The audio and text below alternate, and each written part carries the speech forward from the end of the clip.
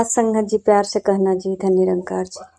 सात संगत जी, जब ये शरीर संसार में मृत घोषित हो जाता है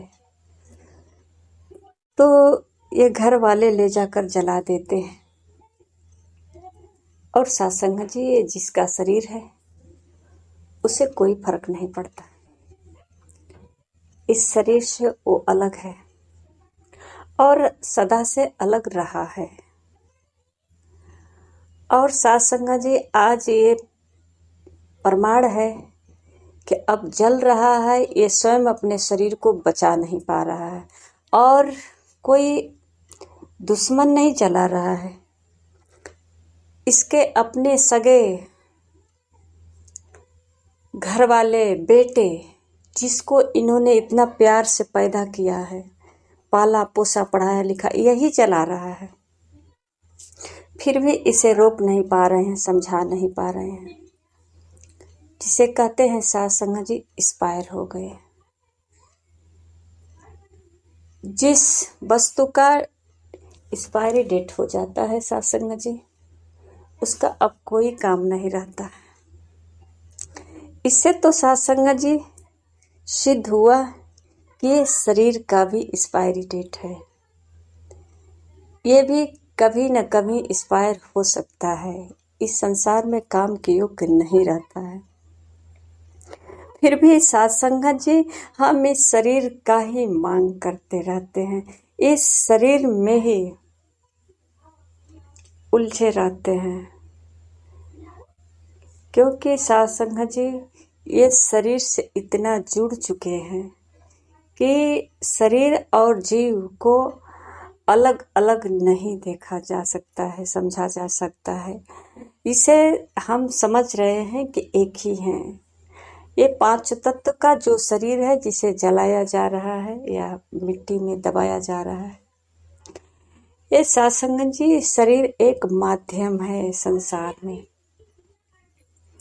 सात संगत जी, जब तक हमको ज्ञान की दृष्टि नहीं प्राप्त होती है, तब तक हम इसी तरह से, जैसे दीपक जलता है, तो सात संगत जी जब दीपक जलता है तो एक मिट्टी का दीपक हो या सोने चांदी का हो दिया, और उसमें बत्ती होता है, तेल घी होता है और जो प्रकाश होता है, तो सात संगत जी न तेल प्रकाश है, न बत्ती प्रकाश है, न दिया प्रकाश है, न प्रकाश दिया है, न तेल है, न बत्ती है।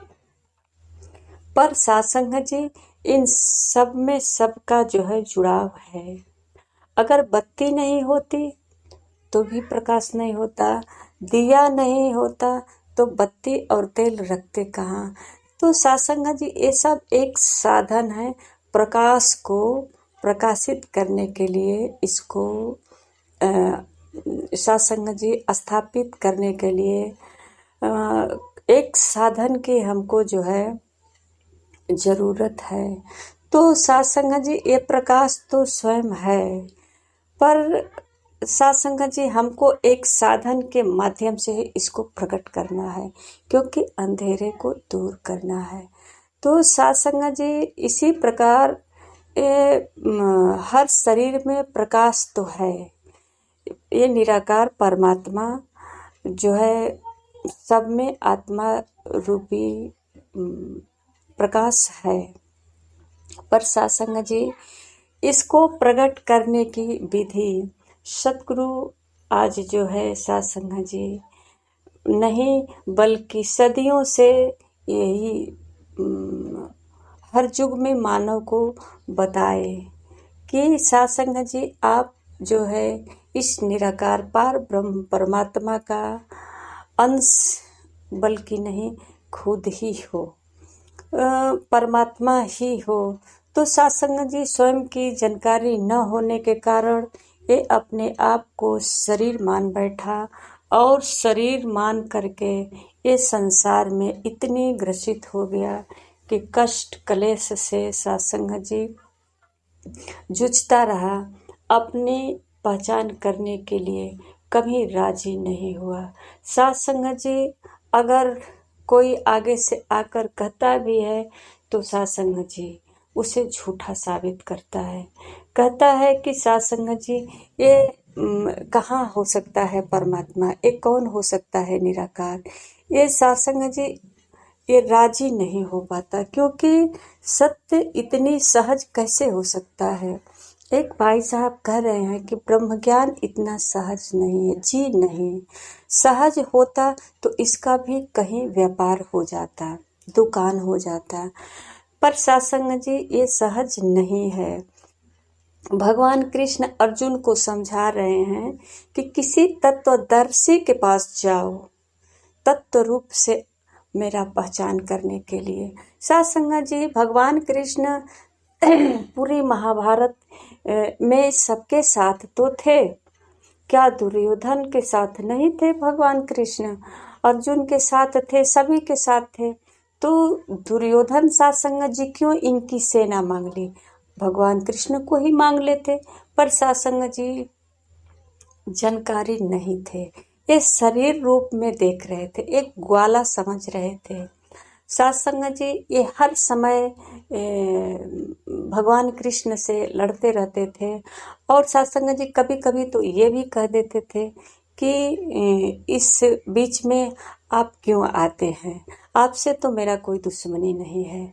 पर सत्संग जी कृष्ण का जवाब एक ही रहता है कि मैं किसी के पक्ष से नहीं हूँ, मैं धर्म के पक्ष से हूँ। तभी ये इशारा नहीं समझ पाता है कि जिस साइड से धर्म होगा वो उसी के पक्ष से मैं रहूँगा। तो सत्संग जी ये शब्द के द्वारा हमेशा इशारा किया है इंसान को, और सत्संग जी ये माध्यम शरीर लेकर के मानव का हर समय कल्याण किया। तो सत्संग जी अब अर्जुन को भगवान कृष्ण ये ब्रह्म का साक्षात्कार कराया, और सत्संग जी ये समाज के लिए, दुनिया के लिए बताया भी कि तत्वदर्शी के पास जाने पर ही ये तत्व रूप परमात्मा का पहचान होगा। तो आइए सत्संग जी हम भी इस पर विचार कर सकते हैं कि ये ब्रह्म ज्ञान सहज नहीं है। यह ब्रह्म ज्ञान प्राप्त करने के लिए किसी तत्वदर्शी पुरुष के पास जाना पड़ेगा। ये सद्गुरु होता है। सत्संग जी ये अकाल पुरुष निराकार जो है परमात्मा हर युग में ये शरीर धारण करके संसार में सद्गुरु के रूप में आता है और मानव जीवन का कल्याण करता है। पर सत्संग जी मानव राजी नहीं होता है, क्योंकि अपने आप को शरीर मान बैठा है। ये अपने आप को शरीर मान बैठा है, इसके आगे ये हर शरीर को जलाया जाता है, दबाया जाता है, दहवाया जाता है। फिर भी सत्संग जी ये नहीं समझ पाता है कि ये शरीर को इस संसार में आने और जाने का जो प्रक्रिया लगी है ये प्राकृतिक का नियम है। पर सत्संग जी ये संत महापुरुष क्या बताते हैं कि तू अपनी पहचान कर ले। ये शरीर तेरा जो है एक कपड़े के भांति ये आत्मा धारण की है, एक साधन है, माध्यम है। तो सत्संग जी हम जो है ऐसे भ्रम में फंसे हुए हैं कि सत्संग जी इस भ्रम से निकलना बहुत कठिन है। इतना कठिन है सत्संग जी कि जैसे बैरकंटी के वृक्ष के ऊपर एक जालीदार कपड़ा डाल दिया जाए और सत्संग जी सूखने के लिए, और सूखने के बाद अगर उसको हम खींचें, उतारें उस पर से, तो सत्संग जी उस कपड़े की रत्ती मतलब क्षति हो जाएगी। उसी प्रकार ये शरीर को भी सत्संग जी इतना इस संसार से ग्रसित कर देते हैं कि सत्संग जी मोह माया में, लोभ लालच में, काम वासना में, कि सत्संग जी इससे अब अलग होना मतलब कि टूटना होता है, और सारी समस्या का विवाद ये सब जो है कहते हैं ना, जैसे साधु महात्मा को बहुत सारी समस्या का सामना करना पड़ता है। जो साधु जी सत्य की राह पकड़ लेता है तो साधु जी उसका जीवन बहुत जो है कठिनाइयों से गुजरता है, क्योंकि साधु जी ये संसार जो है कहते हैं कि ये झूठा है खड़ा है। जैसा कि साधु जी कहते हैं ये एक छाया की भांति है। जैसा महापुरुष बताते हैं कि दुर्योधन जब भगवान कृष्ण का पूरी सेना ले लिया तो एक छाये के भांति वो लुप्त हो गई उस सारी सेना। ये सर्वशक्तिमान तो अर्जुन के पक्ष में है, तो जीत तो अर्जुन का होगा। तो साधु जी आज यही तो बात बता रहे हैं संत महापुरुष कि तू इस छाये का चक्कर में न पड़, तो ये अविनाशी जो है, जो परम सत्ता है, इसके पक्ष में आ। हो सकता है थोड़ी सी समस्या का सामना करना पड़े, पर साधु जी संत महापुरुष कहते हैं कि कभी जो है ये पराजित नहीं होता है। थोड़ी बहुत परेशानी आती है पर पराजित नहीं होता है। साधु जी संत महापुरुष हमेशा जो है मानव को आगाह करने का काम किया है कि तू जग जा और आगे जो है अपना जो जीवन व्यतीत करने वाले हो इसे सच में जीवन जियो। आज तक तो जो जीवन जिया है साधु जी कहते हैं ये व्यर्थ गया है, क्योंकि ये बिना जाने पहचाने जीवन जिया है, ये अपनी मर्जी से जिया है। साधु जी कहते हैं कि जो भटकन है, अंधकार है, वो इसी कारण है कि हमको जो है साधु जी अपने स्वयं की पहचान नहीं है। और साधु जी अगर पहचान हो जाती है तो ये पूरे सृष्टि में सिर्फ एक ही नज़र आता है और साधु जी वो स्वयं को देखता है। जैसा कि साधु जी कहा जाता है, महापुरुष उदाहरण देते हैं कि जब वनवास के समय में रावण माता सीता को हरण करने के लिए साधु का रूप धारण किया, तो साधु जी जब साधु का रूप धारण किया तो उनकी पत्नी वो क्या है मंदोदरी जी, वो कहते हैं कि प्रभु आप ये साधु का रूप क्यों धारण कर रहे हैं? अगर भेष आपको बनाना ही था, बदलना ही था, तो राम का भेष धारण कर लेते और आसानी से सीता को ले आते। तो साधु जी कहते हैं कि वो क्या है रावण जो है बोला अपनी पत्नी से कि देखो प्रिय, जब मैं राम का भेष धारण करता हूँ, सोचता हूँ, तो ये पूरे सृष्टि जो है मेरी माँ और बहन नजर आ जाती है, इसलिए हम ये राम का भेष धारण नहीं कर पा सकता। तो साधु जी ये जो है इससे तो समझ आ जाती है कि जब भगवान राम के बारे में सोचने से ये रूप बदल जाता है, दृष्टि ऐसी बदल जाती है, भाव ऐसे बदल जाता है कि हमको अत्याचार करने से रोक देती है। ये सारी नफरत की दीवारें गिर जाती है, सब में अपना ही नजर आते हैं। तो साधु जी यही तो आज सदगुरु कह रहे हैं कि एक दृष्टि जो है बदल जाएगी। आध्यात्मिक दृष्टि से जब देखेंगे, ये मतलब कि सदगुरु के चरणों में आ जाएंगे, तो साधु जी सदगुरु अपनी निगाहें देगा और इस निगाह से जब देखेंगे तो सब में परमात्मा ही नजर आएगा।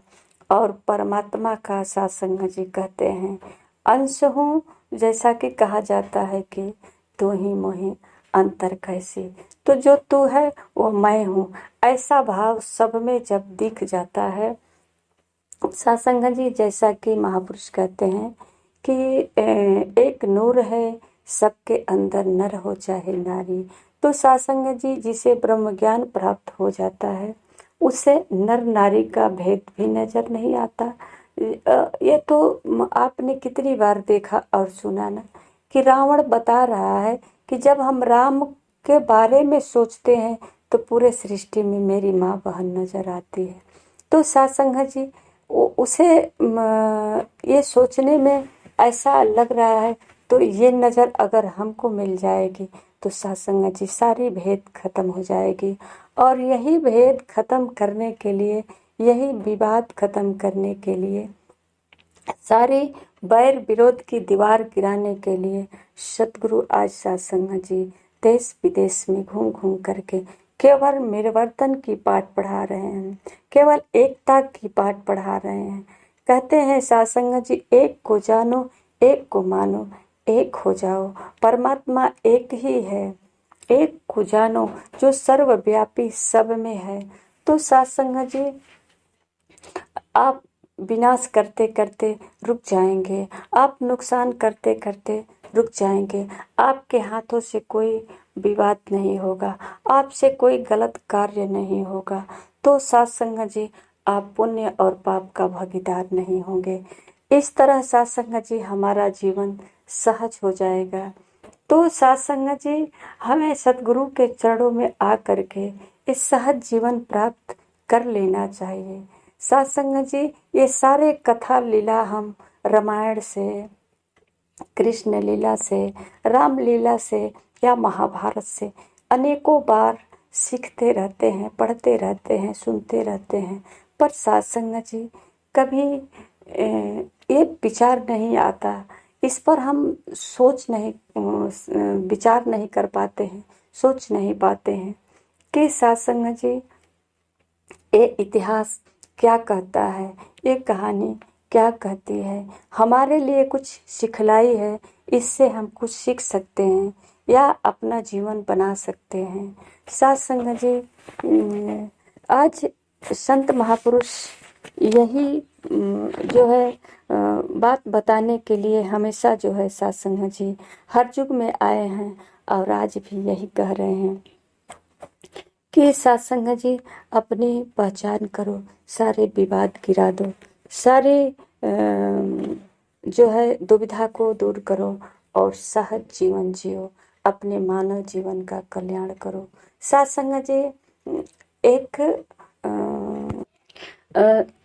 शहंशाह जी की बाड़ी है, माया के संग प्रीत लगाई और करता बिसराया है, अंत समय यह काम न आवे, माया तो एक छाया है। कहते हैं एक को सुमिरो नानका, जल थल रहा समाय, दूजा काहे सुमिरियो, जमते ही मर जाए। तो सत्संग जी, इस हम दूजा के साथ तो हैं, माया के साथ तो हैं। सत्संग जी, माया सिर्फ माध्यम है। ये ज्ञानी पुरुष कहते हैं माया सिर्फ माध्यम है, इसको हम साधन बना सकते हैं, इससे हम मतलब कि सफर कर सकते हैं, पर ये मंजिल नहीं हो सकती है। तो सत्संग जी, माया से हम प्रीत लगाए हैं सिर्फ उतना ही क्षण तक, जब तक कि सत्संग जी ये हमारे मतलब कि मार्ग में सहयोग है।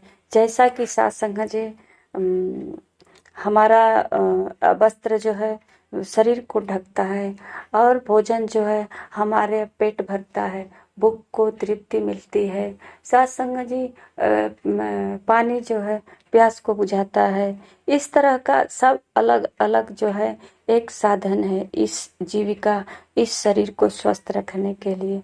तो सत्संग जी, इस संसार में माया से ही संसार बना है, पर ये बनाया कौन है? परमात्मा ही तो बनाया है। तो सत्संग जी, इस माया में रहकर, माया के साथ रहकर इसको कौन बनाया है, बस इसके बारे में ही जानना है। और सत्संग जी जब जानकारी हो जाएगी तो सत्संग जी कहते हैं अब स्वयं की पहचान हो जाने के बाद सत्संग जी अब सब में जो है वही एक परमात्मा। अब कहीं इसको ढूंढने की जरूरत नहीं पड़ेगी। हम जहाँ भी हैं मस्त इसी में सत्संग जी, हर सांस में इसका स्मरण बना रहेगा।